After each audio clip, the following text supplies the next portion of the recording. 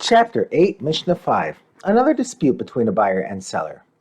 If a person sells his olive trees to someone to cut down and use for firewood, but the buyer did not cut them down right away and left them growing in the seller's land, and in the meantime the trees produced olives of such low quality that when they are pressed, they will yield less than a quarter log of oil for every se'ah of olives. The law is that these olives belong to the new owner of the olive trees. However, if the trees produced olives that yield a quarter log or more of oil for every se'ah of olives, and both people claim the olives, this one, the owner of the trees, says, "My olive trees grew these olives, so they belong to me."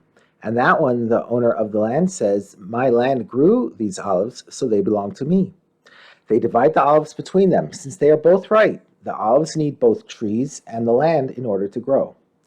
In the previous case, the trees grew in the owner's land and were then sold. In the Mishnah's next case, the trees grew in one place and then ended up in someone else's land. If a flooding river swept away someone's olive trees and deposited them in his neighbor's field where they took root and grew olives, and this one, the owner of the trees, says, "My olive trees grew these olives, so they belong to me." And that one, the owner of the land, says, "My land grew these olives, so they belong to me." They divide the olives between them for the first 3 years. After that, all the fruit belongs to the owner of the land.